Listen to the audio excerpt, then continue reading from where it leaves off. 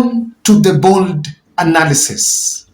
William Samoei Ruto is clearly trying to kick out the last of remaining Moi family in Kalenjin politics.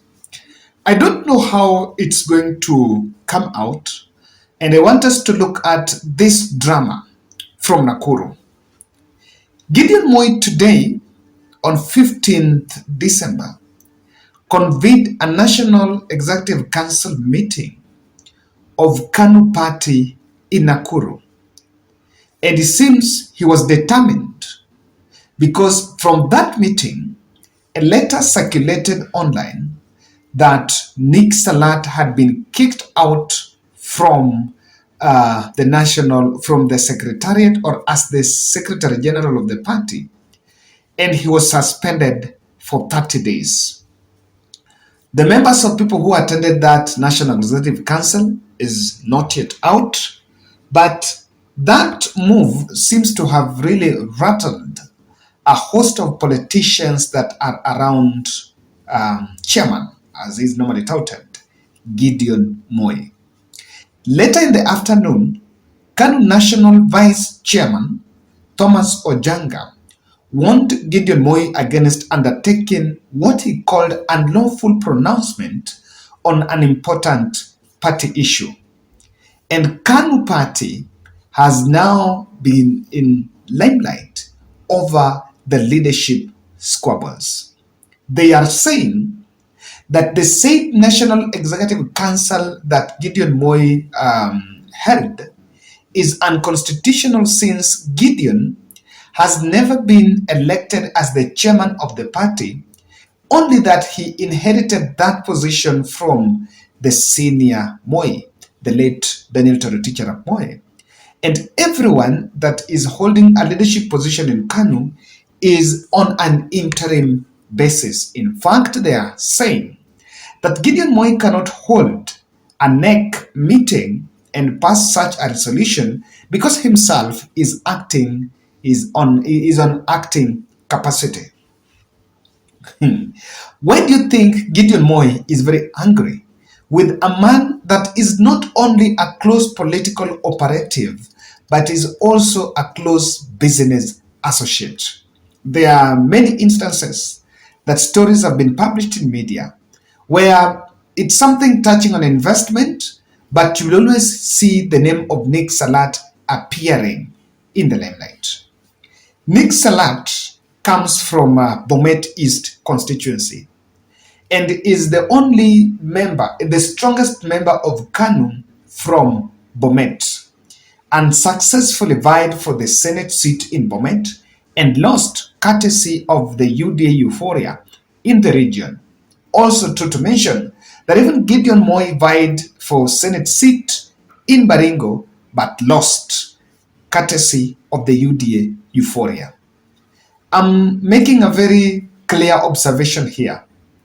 As for the political leaders, we know that this is a season where you will move and make every appealing move so that you attract the attention of President William Ruto, especially the politicians that failed in the just concluded general election. But I think this should be guided. Even if you're moving from one party to the other, you should just be rational enough to live without burning the bridges. If you ask me, Nick Salat is technically plotting a move out of KANU party. Why am I saying this? After Nick Salat has been a very angry man with Azimio la Umoja leadership, the leadership ranks. And this challenge has been two things. He unsuccessfully was sorting a position in Eala and did not make it. Alongside also his chairman, Gideon Moi, but Gideon Moi withdrew his candidature at a later stage of that process.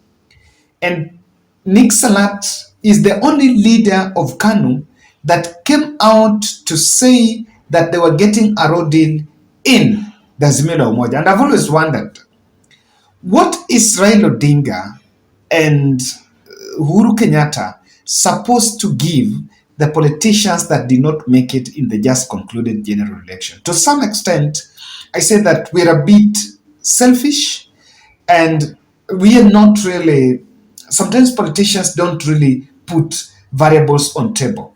And myself, I support people who make those moves. Um, I want to say something that even if you're making a move, let it be just be a good move. You must si lazima upigane na watu. Nick Salat had called a meeting with KANU delegates in somewhere in Naivasha or Nakuru, and that meeting was for them to plan on which way KANU. Which, to some extent, the person that should even call that meeting, I think, should be the chairman, which is Gideon Moi. So Gideon Moi seems to think and is seeing that Nick Salat is usurping powers that belongs to him. The noises in the political stake is there. There are many other things that are happening because this development is coming a day after Nick Salat was adversely mentioned as one of the Azimio operatives that met with the Cherera 4 in the air apartment residence on from the 15th to 19th August at the height of the last general election. Before I look at this deeper, I need to point out something here. I know my good friend, let me just remember him, a friend of mine from South Sudan just texted me. He's a Kenyan, yes, he's a Kenyan. Yeah. Hi, hello Kevin from the Bold Analysis. I'm Koryom Garang, a subscriber to your channel, YouTube, and I've seen our president has trended on social media. Indeed, it was an embarrassing moment for him, and for us, as much as he's thought a dictator, I think he deserves some respect. Looking at his age, also people have not asked what actually brought such embarrassing moments for him. I don't think I am going to, and as I really support what that gentleman is saying, as someone who was once standing behind a camera, and I stand to say that I don't want to make a comment that will profile the health condition of Salva Kiir. No. And my position when I saw that video was that the journalist just needed the sixth sense to pan the camera and focus on other things. And to the presidential handlers, the journalists are human beings. What just stops you from saying, guys, that one don't need to go out to the public, even though I understand the event was live. So, but however, on this, if you realize, I've seen people talking and analyzing about this. No. On profiling individual health, I think I'm above that.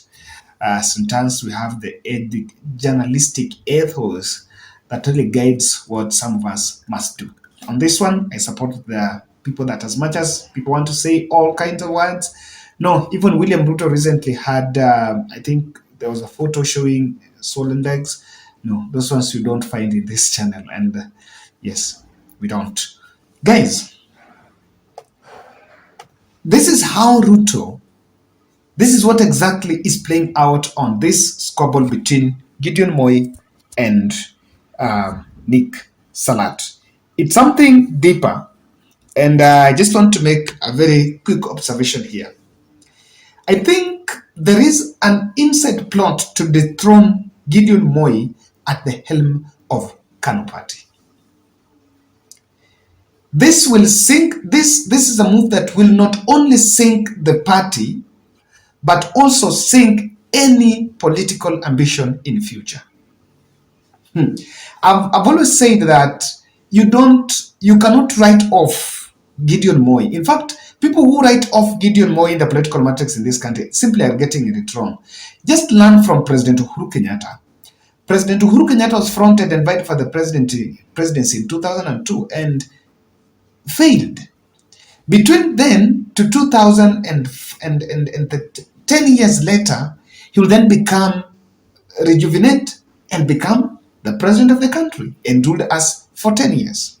Even though by that time, he was seen as a very juvenile politician. He was still young, but he really made a name 10 years later. So, and politics is very dynamic. You never know. Tables can always turn. That's one thing I can always say. And even if it's on a Gideon Moy can even rejuvenate. And from what I'm seeing here, this might not be this might not serve the interest of William Ruto, but there is a very transition that is going to come in Kalenjin on who is going to be next. Who is going to be the next after William Ruto? And those people that are posturing for William Ruto transition are the ones that might actually hatch the plan to mutilate the KANU party and make sure that Gideon Moi is dashed off. And that could be it. The death of KANU party would also help President Ruto take over completely the counties of West Pokot, Turkana, Narok, Baringo, and Samburu. Those counties, yes, they were overwhelmed by UDA, but they also have very strong links in the KANU. In Narok, there is, I think, Naituli, the brother to the person who was supposed to be Kalonzo Musyoka's running mate, won by KANU party. So KANU party is normally still in that place. That could be it. This squabble between Nick Salat and Gideon Moi can also be a very good strategy just to provoke Gideon, so that test the waters. What exactly is his plan, or what is in store? Does he still want to take control of the KANU party? Has he given up on it? It provokes thoughts so that people in future would make ambition that will you still need to worry about Gideon Moi around? Gideon, technically, I want to also look at this theory, could be trying to distance himself from Nick Salat. This this creating an environment enmity absorbs him from direct links with Cherara's blames. Remember, yesterday, Nick Salat was named as one of the leaders within Azimio ranks that met with the Cherara 4 at the hotel where they were. From KANU officers to the year, it's around that year, so it's not that long. And because that investigation is going on, could be that Gideon Moi doesn't want his name to appear and seems to be trying to create a rift between him and the Secretary General. Even though I also need to acknowledge that this can be deeper than party politics or even Azimio politics. These are people that have been friends for long. They have been friends and business associates. In fact, Nick Salat calls Gideon chairman. So, ladies and gentlemen, that's my take. Let's see how it unfolds. And you can tell us, what do you think is creating this rift? Finally, as of the matter of Salva Kiir, I believe that we are all human beings, and humanity. We also have parents. We also have, some of us are still blessed to have our grannies. And for avoidance of doubt, my granny, I should not reveal that. But then that's how it's not really good to, even those people that are sharing the video, I know the video is all over, but on journalistic grounds, no. I don't know what you think, but that's my position. I'm enlightened to my opinion, of course.